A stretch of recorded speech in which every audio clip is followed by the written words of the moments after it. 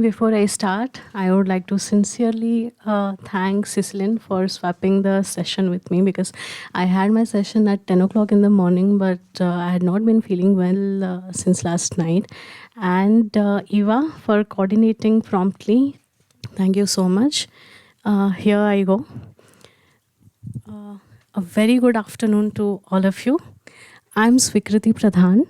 I'm a sustainable fashion researcher, designer, entrepreneur, and consultant working in India. I have my own design studio named Rustic, where I work with handloom weavers communities, primarily in the state of Odisha, which is at the east coast, located east coast of India. Those who might be familiar with the city of Calcutta or Kolkata, where Kantha has originated from. So I'm a neighbor to them. So today I'm going to present my paper from discard to design, Indian handcrafted textiles and embroidery in circular fashion. So in the picture you can see that is this wooden frame of bundles of yarns. This is one of the stages of pre-preparation of a yarn tie and dye technique, which we universally call as ikat, which also has significance in Indonesia and primarily for different states in India, north, south, east, and west. So I am working with the ikat weavers in the eastern side. This is by one of the women weaver who is tying the knots with the preconceived notion of design. After the knots are tied, they are dyed, and after they are dried, the untying of knots happen, and the entire bundle, as it is goes to the frame loom or pit loom. Generally, we use 4 or 2 shafts there. So this is a very labor-intensive work.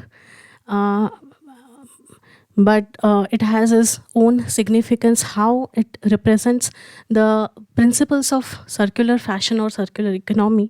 Later, I'll be showing it. So if we talk about circular fashion in India, the Indian handcrafted textiles and embroideries, they are the quintessential examples of circularity since over 5 to 6 centuries now. So what we see today, that everybody is going back to everything handcrafted, made with care, meant to last for long, and then passing one commodity from one generation to another generation. I would be proudly saying that we Indians have been doing it for ages now. So before industrialization, this was the thing, it came as a necessity as well as the philosophy of life. We still Indians believe that if something can be mended and there is no need of going forward to buy something new, then we will use that particular product, be it anything, be it clothing or accessories or anything, we would use it as long as we can. Maybe we would upcycle it, or we can use some other techniques to present it in a different form. But originally, the same resource would be used in different forms, and it is maintained. You can say the life of that particular product has moved from different forms to another form. But instead of using completely new resources, we are here reutilizing and repurposing the same existing base material. So even before the term sustainable fashion that's been aggressively popular since past 2.5 decades globally, we actually, instead of being familiar with the term, we were practicing as a everyday lifestyle. So there are a few examples like Kantha from West Bengal, Sujni from Bihar, Fulkari from Punjab, Rafugari from Kashmir, Ikkat from Odisha, and there are many more. But I would be talking today about a few. So how these kind of handcrafted clothing or embroideries represent circularity. So they are focused on efficacy of the resources and producing with minimal wastages. Uh, all natural fibers like silk, cotton, wool, linen, etc. are being used. So ultimately, when the product, after it goes through the product life cycle in a loop, it goes back to the earth. So after completing its life cycle, so that's how it maintains a low carbon footprint. And secondly, it is not only about the quality that we focus on. That would be very much durable. Probably this piece of sari that I'm wearing today, it's completely hand-woven by the weaver communities. You saw the picture in the first slide. It would probably last for the next 3 decades as a sari. And after that, I might upcycle it. It may be upcycled by the next generation if I pass it down. So apart from the quality and durability, it also has emotional longevity. So generally, this is a cultural thing in India that specifically women are very much attached to all these handcrafted textiles and embroideries as heirlooms. We gladly and proudly wear things which are passed down from our mother, which have been passed down from their mothers. So in my wardrobe also, I happen to have a collection of beautiful saris of my late grandmother, which are probably 40 to 45 years old now, because thankfully she had maintained it really well. It passed down to my mother and then to me. The blouse piece doesn't fit me anymore, so I have to get a new one. But the 5.5 meters of sari can be used as she was wearing it some 4.5 decades back. So emotional longevity is a big, crucial thing in India. So that's why probably we put much emphasis on creating things with much care so that it would last for long. It's not that there are no substitutes of with the fast fashion and everything. As compared to the price parities, we do have the options, and specifically the current generation in urban cities, not the tier 2 cities or small towns. Even if they have that, we value emotional attachment to all these heirlooms. So it represents the process of regeneration and it boosts local economy. The way circular fashion is a regeneration of all the products, which emphasizes on designing out waste and usage of minimal resources, is definitely an example that is set in different regions. Relating to their own local cultural significance and also climatic conditions. There would be many examples in the upcoming slides that they extensively use the method of repair and reuse and also zero waste techniques. So there comes the dilemma always whether to go for fast fashion or we should value cultural sustainability. Because in youngsters, I see that if with the same price points, if I can able to buy some 5 to 6 pieces of clothes and I can change and keep on with the trend, why would I buy something for the same prices of one piece or something and I won't be able to keep up with the trend. But these craft traditions, they culturally signify the circular fashion, that it is not only a choice, it is not born only out of necessity, but it is the way of life. It is to go with the way of life. Also, the India's legacy of circular textiles, they were emerged from the agricultural and domestic economics. If you go to different rural regions in different parts of India, you would see women extensively being a part of all these kind of textiles because of the mindset that other than household chores and of course, there is this patriarchy in India that dominates. Still, rural women in India, they want to be self-sufficient and financially independent. So this is also a thing to boost them. And it also emphasizes on thrifting, resourcefulness, and a continuing of the same materials, same cultural values, and different kinds of techniques. So it actually originated as the domestic practices by women. But in the last 1 century, it also diversified to and transformed to commercial practices by brands who collaborated with these communities, and also different kinds of retail brands. So here I come to your favorite, Kantha, which signifies the stitching stories from scrap. So its history dates back to some 5 centuries old, over 500 years.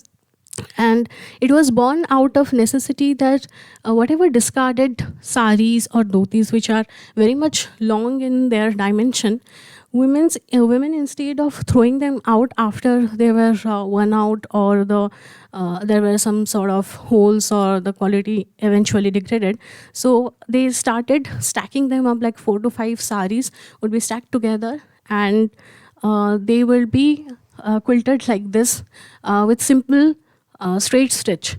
So for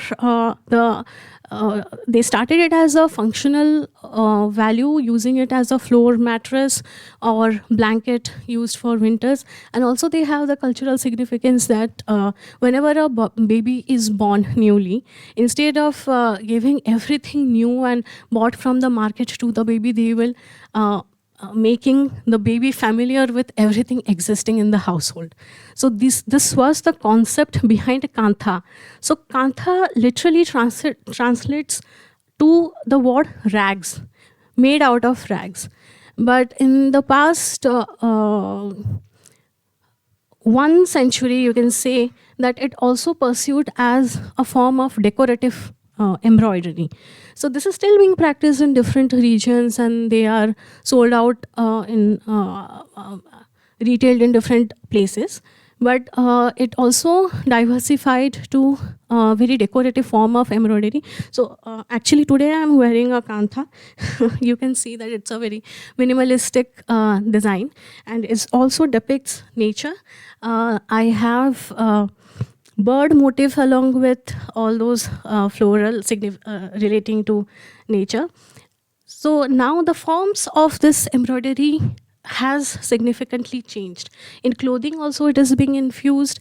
You can see very much quilted jackets, which would be involving patchwork of other wasted scraps or materials. Similar to Kantha, there is another embroidery form called Sujni, which comes from the neighboring state of West Bengal, from Bihar. The only difference between Kantha and Sujni is that here, instead of doing everything with straight stitch directly, they depict everyday life and folklore. So if you come across anything kept with made of Kantha and Sujni, you would be able to distinguish if you know what is the concept. So this was also born out of functional objective, same as Kantha, that used as a quilted blanket or floor mattress or for the newborn babies. But only it is differentiated with the form of motifs they use. Another form of embroidery that comes from the northwest region of India, which is called Fulkari. Fulkari embroidery has a very personal, emotional attachment to it. So in earlier days, like in the late 60s, 70s, when girls used to get married at a very early age, I mean, they were teenagers and they used to get married. So they used to start making this, you can say a trousseau, like a dupatta stole, we say in India. So all the elderly women along with the bride-to-be, everybody sit together to make this. And also this form of embroidery uses the leftover yarns of silk threads, which were otherwise have been wasted after reeling. So completely reusage of any material that otherwise would have been ended off not being used as any resource. So this signifies very emotional bonding. Similarly, another embroidery is rafugari. Rafugari literally means darning or weaving with any leftover threads if instead of doing a patchwork if there is a hole. So it happens in the northernmost region of India, which is Kashmir. Pashmina shawl that is heavily extensively used there, and it is very difficult to mend. So that's why a darning technique is used there. Now, I would also like to highlight how, when I work with the ikat weavers, how they also signify or practice different forms of circular design principles. Rustic is an award-winning and research-based studio. We primarily work with the local handloom weavers communities like Meher Bhulia, Kusta, and Kuli, depending upon their level of skill sets, celebrating their own local culture. And we also practice different handloom weaving techniques that differs as you go from region to region. Like Sambalpuri yarn tie and dye, Bomkai is the jacquard weaving. Then there is three shuttle weaving, which we call Foda Kumbha locally. So there are different techniques that Rustic works with. And this particular sari on which embroidery has been done, this is a form of revived craft which is called bapta. So about 2.5 decades ago, bapta was quite popular in the eastern region of India, but it was something in between the traditional silk sari and cotton sari, and the weavers they started off with that something at a middle ground for different as a different collection, but they could not capture the right market who could be the right consumer set, and they discontinue with that. So in late 2019, I came across one family which was responsible for doing three shuttle weaving. The entire sari actually involves 2 different set of weavers. So in one village, the pre-processing, dyeing, tying, everything happens, and then it travels to another village for the completion of weaving. So to bring them together to restart with a fresh contemporary approach, it took me about 9 months. But then, luckily, they started off with a sample, and it was my responsibility to find the right market for them. Till now, touchwood 2025, Bapta saris are regular collections now. And we also ensure that waste management at the handloom production level itself. So how at the design stage we can eliminate waste so that after post-production there won't be any wastages. These are some pictures. You can see that I am with some master weavers, sitting down with them, drafting the design patterns. We have to go back to the traditional way of using graph papers and hard copies and pencils instead of any machineries, any softwares available with us, because that's how the generations of weavers, they understand. So when I'm with them, I'm kind of a different personality altogether because I have to be like one of them. And this is me weaving. I learnt with them only. Prior to that, I had only learnt weaving theoretically or in our lab. But in India, you go from region to region, it actually differs. And for one of our Bapta Revival project, we also won India's Best Design Project Award in 2022. So these are some pictures of how leftover wasted yarns are transformed into yardages, and then because they were meant for some other kind of designs by the weavers, but after they had some leftovers, the weavers could not find how to reutilize them. So this was my chance of reusing all those wasted, what was a waste to them was a resource to me. So explaining and educating the importance of reutilization of and textile waste management, all these years the weaver communities have learned with us. So this is one top which one of our customers is wearing, which was made out of those wasted yarns. And in our studio, after all those garments are produced, whatever small leftover scraps we have, we convert them into some or other fashion accessories. So this was one jacket which used the technique of patch, and it was showcased at Boinica Fashion Show. So this is the summation of my paper, that there is local community livelihoods, there is knowledge transfer, there is use of primarily natural fibers and natural resources, there is reutilization of resources continuously in a loop, so that the longevity of the primary material would be used as extensively as possible for a longer duration. And for that, we use different techniques like zero waste technique or patchwork or upcycling. And we are very much concerned about the emotional durability of the fabric, other than only the quality of the material. And everything happens in a decentralized production, 100% manually. Still, we have challenges. Of course, with every good thing comes some sort of challenges. With the current generation and competition from the power loop, the weavers communities are constantly busy and anxious about how they can go about with the product innovation, so that they can also set with the market themselves. Then with the upcoming synthetic fiber infiltration, the common man, when he or she goes to market for shopping, they do not have the knowledge or power of differentiating by touching or feeling. So that also becomes a crucial thing or important thing, that whether I'm selling the natural silk or some sort of artificial viscose silk, that is also very tricky.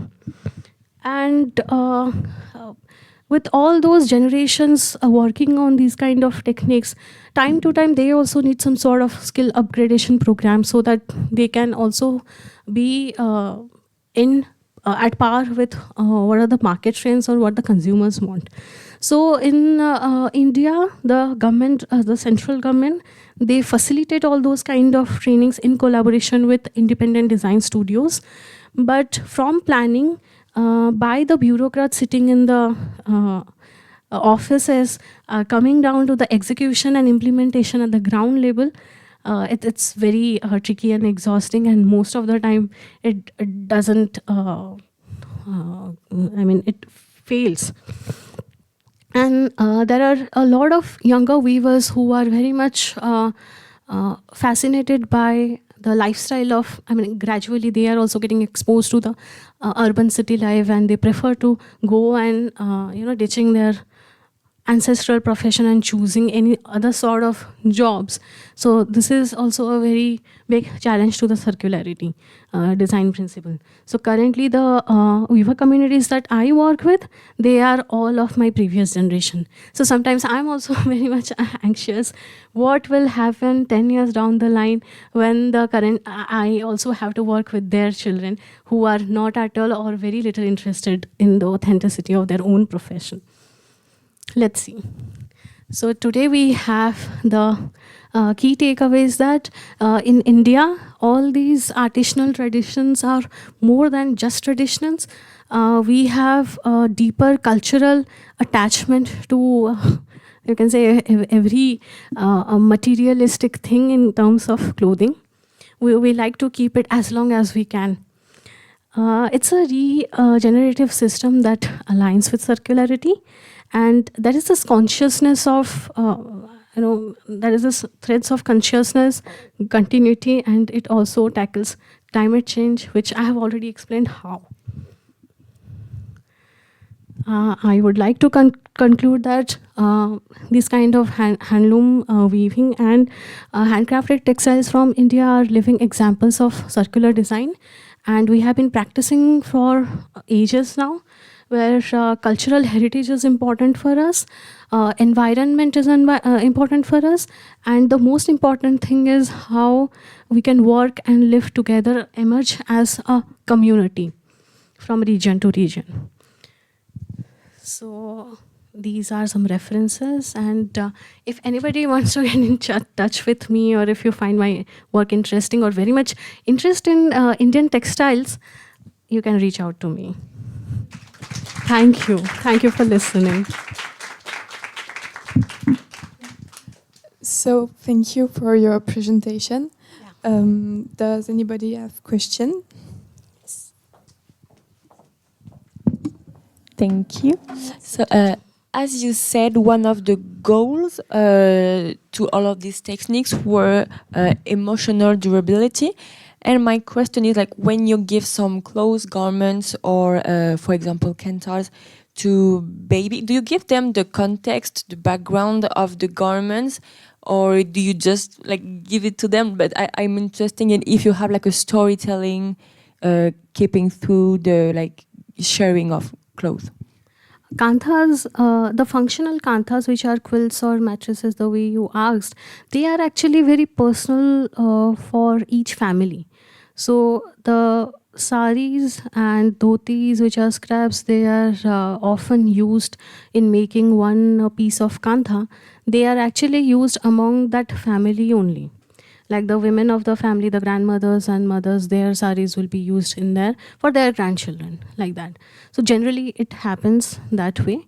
But then also there is another segment of population, like if we have house elves, or we have any other people who are working with us or for us, and they even cannot afford that sort of thing. If they have a baby, then probably we will gladly gift it to them.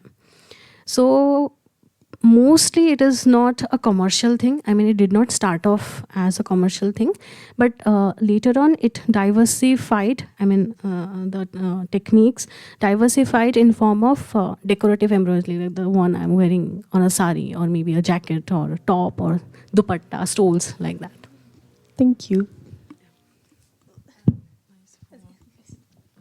Thank you for the presentation and nice sari. Would you like it? Thank you. Just a question. You said that it's been living for decades what you're wearing right now, and this is an heritage in the lifestyle in India. So is there any tips of conserving those clothes? Like as we just say in the presentation of Madam, so she showed us those marks on the clothes, so it looks really old. So how can you how do you don't have those problems because it looks really nice and really clean? Is there any tip? Okay, since we work primarily with only natural fibers, which are prone to any sort of damages by just being in the wardrobe.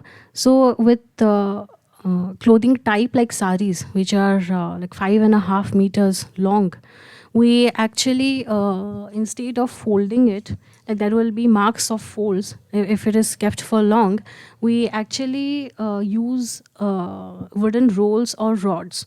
Like yardages are rolled, saris are also rolled. So if you visit any Indian household, mostly you will find wardrobe with the length of rods so that you can store your saris. And for these kind of delicate fabrics like mulberry silk or tussar, like that, we also use naphthalene balls, which are there meant to keep the moths away. We wrap it up with a cotton fabric and we just keep it in the corner of the wardrobe. And if you are taking out one sari out of your wardrobe, you can easily wear it for 3 to 4 times in different occasions if you are not wearing it for a longer time. And they strictly must go for dry cleaning instead of washing it at home. So these are for this kind of delicate saris. But other than that, if I talk about cotton, then, and you are curious about the wear and tear and how to take care of it, we prefer hand wash rather than going for a washing machine. A lot of pain goes into taking care of them as well, but we enjoy it. Do you plan with your company, so Rustic Hue, to have some kind of trainee program where you could, in fact, teach the younger generation, the innovation that you've been creating? Yeah, and there are university students who actually come to my studio for internships, at least for 8 weeks, but they are mostly for the training at the studio. But the region that I'm working in, it involves a lot of extensive travel to those parts, and you might not get a cab or something, and you have to depend on the public transportation, which is not as equipped as Saint-Etienne, but that you have to experience the authentic Indian mode of public transportation. And that is one thing. And secondly, I, as an independent researcher and educator, I also facilitate workshop across the globe in different universities. For example, last year I was invited to London College of Fashion to talk about adding value to crafts, the Indian way of working with. So that was one form. Then other design institutes where I take 1 month modules, which they think that it is aligning with my area of expertise. So this way I'm engaged with educational institutions.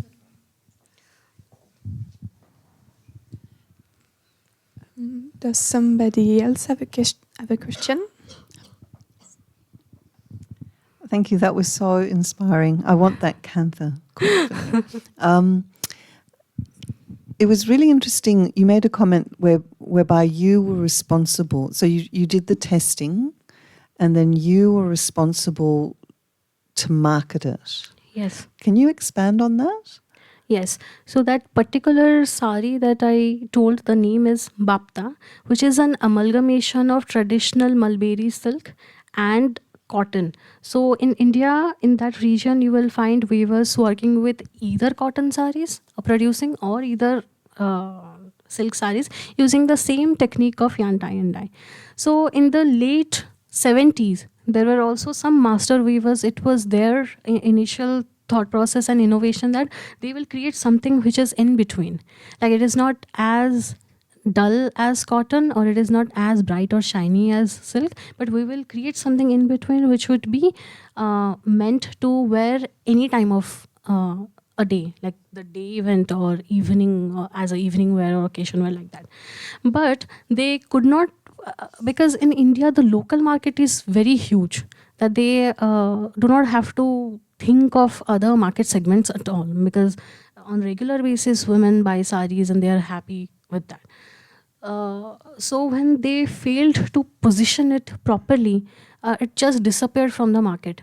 But I saw some saris in my mother's wardrobe actually, which looked a bit different, and I was very curious, what is this thing that I haven't seen in any local market, why?